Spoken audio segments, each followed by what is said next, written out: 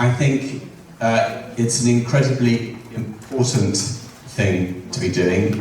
There are many initiatives that, as you have already heard, around the world that are seeking to promote social and emotional skills in young people and increasingly in adults as well.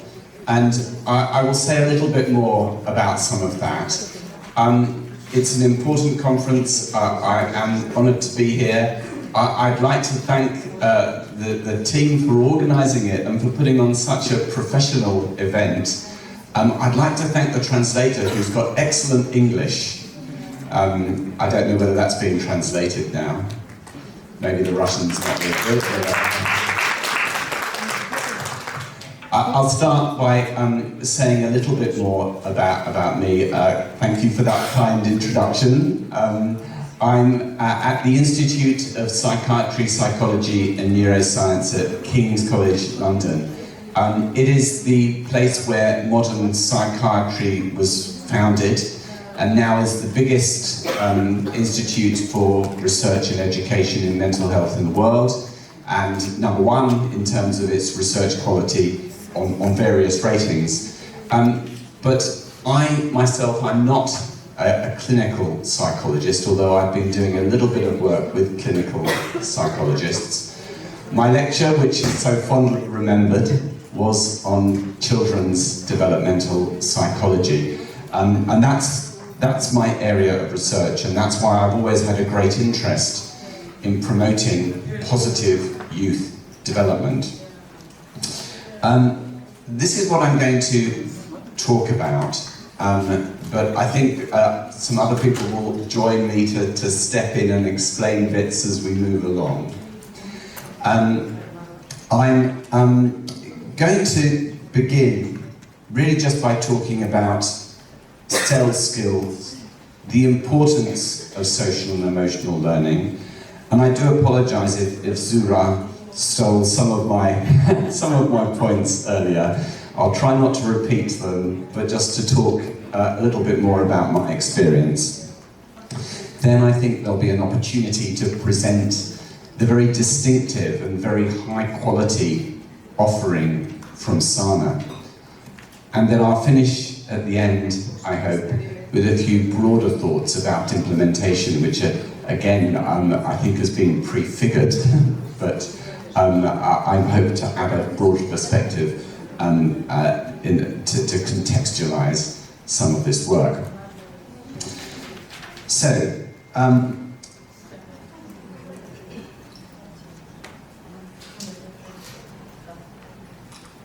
I think this is, yes, okay, yes, I'm struggling with the Cyrillic, but I'm getting there, okay. As I said, I'm a developmental psychologist. I've written an international textbook on developmental psychology. And in terms of understanding what makes for a healthy child, we obviously need to consider a whole range of different characteristics.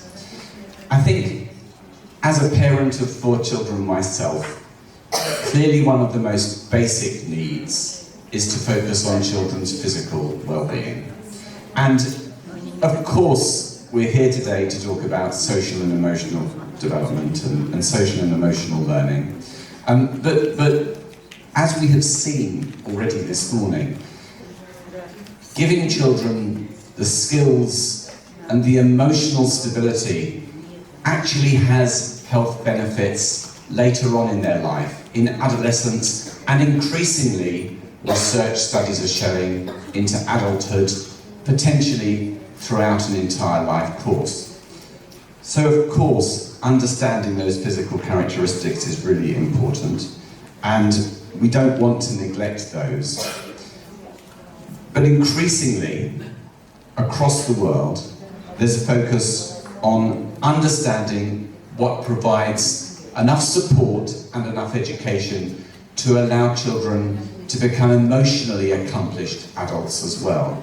To have those skills which perhaps many of us who are perhaps a bit older, like me, acquired instinctively or accidentally. But a point that I want to make at the end of this talk is that we can highlight, and Sue's already done that, we can highlight the huge benefits for the economy, for the mental and physical health of children, for their academic attainment. Those are all demonstrated by many different programs focusing on social and emotional learning. But we should also remember that this generation of children is facing a world with huge challenges. It's a rapidly changing world. We have a changing climate. We have a whole set of new issues coming up. And as well, the rise of a second, a third, maybe a fourth industrial revolution in terms of AI. So it is really important that we as educators create a generation of children who are adaptable, who are flexible, and who are resilient, who can manage that change, but it can also, when we all get older, will lead that change. We want to create a generation of competent social actors, and that requires all of these social and emotional skills that we've been discussing already. Of course, it also requires cognitive skills as well. Children still need to acquire information, adolescents still have much to learn, and so do adults as well. And one of the really distinctive and positive aspects of the SANA syllabus, or the SANA curriculum, is that this program integrates all these different elements, systematically building upon them and integrating them to give children those quite complex skills at a relatively early age, and then to develop them throughout their time at school, or throughout their school career. And finally, I've already mentioned how children are going to be encountering a complex world. It already is a complex world. It's tough being an adolescent. It's not very easy being a pre-adolescent. And perhaps it's not that easy being an adult sometimes as well. Understanding those social responsibilities and being positive about them, acting proactively, acting in a way that is guided by shared moral principles and mutual respect, is fundamentally important for the success of any community, of any school, of any family, and of any society. So those are the values that it's important to instill in children, recognizing, of course, that those vary significantly and importantly across different cultural contexts. But fundamentally, we want to create a generation of children who have a strong sense of morality and are confident in that, and confident in using that to address the challenges that that generation will face. So there is a need for social and emotional learning, and I think that's been evidenced by the huge growth of programs internationally over the last 10 or so years, with an earlier start than that, but really they have exploded recently. And I just wanted to highlight those different domains of care or of policy. We often see those as unrelated, but as we've heard today, they are fundamentally interconnected. A problem in a child's health, physical health, mental health, that's noticed in many different contexts. And understanding this has something to do with the whole of a child, understanding that every child has a different set of experiences and that every child counts in their own way, is also fundamentally important to make these programs effective, to make sure that they are implemented in a way that has the desired outcomes. I am going to briefly run through some things you may already have seen, and then I think we can talk about international approaches and then move very quickly on to the details of the SANA program. So, various different ways of describing this. I'm afraid I haven't got a nice diagram, but I have got a list of areas. Firstly, social and emotional learning involves building and sustaining self-awareness A child needs to know who they are and know that that can change and that that will change throughout their life course. They need to understand what's important to them and not to feel that there's something inevitably superior or inferior about that, but that they have their wants and needs and they exist in a world where everyone else has their wants and needs, which may well sometimes conflict. It's about self-regulation, managing feelings. And I hesitate to say that it's good to encourage children to manage their feelings. Sometimes children can really over-manage their feelings in a way that's very counterproductive. There's a lot of work from my institute, from our group who's focusing on autism and other pervasive developmental disorders, indicating that perhaps autism has been undiagnosed in girls for many years, because autistic girls are more socially skilled than boys and are very good at camouflaging or masking the symptoms of that disorder. So in social situations they will put on a brave face, but the anxiety builds up and they display it later, which leads to another set of problems in terms of anxiety, depression, and particularly in the UK and in much of Western Europe, almost epidemic levels of self-harm, mostly cutting.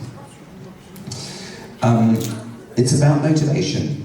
A confident child is more motivated to learn, more motivated to form friendships, more motivated to find out what they're good at, and to do that to become a productive member of society. It's about empathy, it's about understanding others as well. And that's often presented as a nice, good, fluffy thing. Empathy's great, we can feel what other people feel. Well, no, actually it's a very useful social skill to have. If you can understand what makes other people tick, then you can engage in interactions and relationships much more quickly, much more effectively.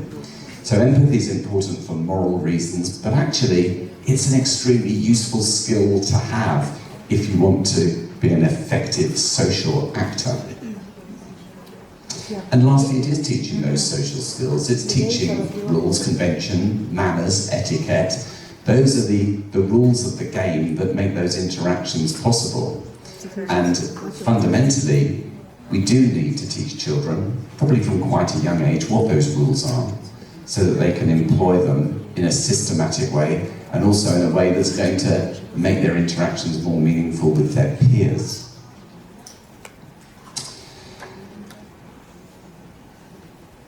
Now, I've already touched on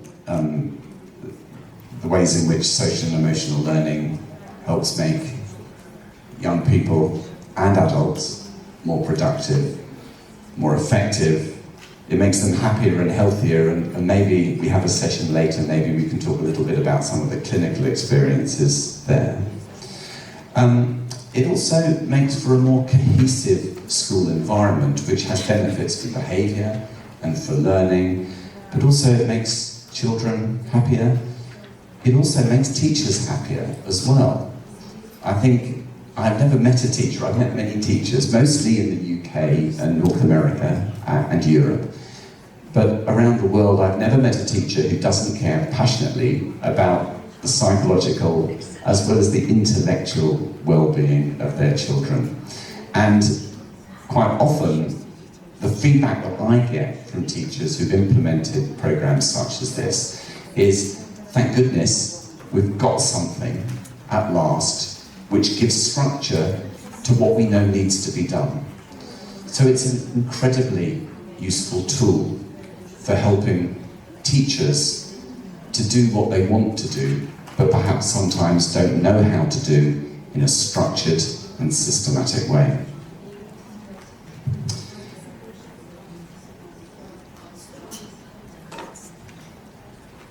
Now this really does repeat your slide, I'm sorry. It does improve children's academic performance, not directly but indirectly. because it improves adults' academic and work performance as well. There's a really interesting group of programs starting in the UK at the moment, putting social and emotional learning into the workplace in major corporations in London, where perhaps they could benefit from social and emotional learning. And it's shown huge increases in workforce productivity. Because all of a sudden, people are not chained to their desk, they're talking to one another, they're asking other people how they feel, they're forming relationships in a way that quite often the work environment didn't allow them to do. It works in exactly the same way that it works at school in terms of fostering positive academic outcomes. And also we've spoken about improved mental health. I'm afraid I don't know what the situation is in Kazakhstan at the moment, but the situation in the UK and in much of North America and Western Europe in terms of young people's mental health is a crisis point. And I mentioned that at schools there are significant problems of anxiety and self-harm. It's estimated that around 70% of young people will self-harm in some way at school before they are 16 in the UK. That's an extraordinary figure and a real terrible statement, I think, about, well, the British mental health system perhaps, but also about the sorts of expectations our schools are placing on young people. And we need to rethink why we're educating, what we're doing it for, and what we want the next generation to be capable of doing, because creating anxiety, not giving them the tools to overcome that, is going to be counterproductive. And the final point, before I move briefly on to international approaches, because I'm not very well aware of time, so I'll try and make sure I stick to time. It is my final point there, that of course the outcomes are important, but you know, if it's just the outcomes you're after, then you can do a social and emotional learning program. It will work, it will add value to a standard formal education system. But I come back to this point. Why do we do it? What sort of children do we want to raise? We want our own children to be happy, to be successful, to enjoy themselves, to understand themselves better, to know what they want to do and to feel confident to pursue it. I know that teachers want that for their children as well.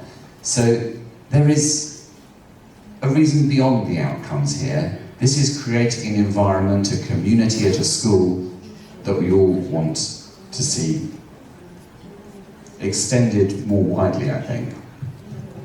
Okay, sorry for interrupting. Am I out of time? So there'll be a next session on international approaches. Could you just briefly tell about international approaches? And then I will. Yeah, okay, and we've already heard about international approaches, so I will go quickly over these.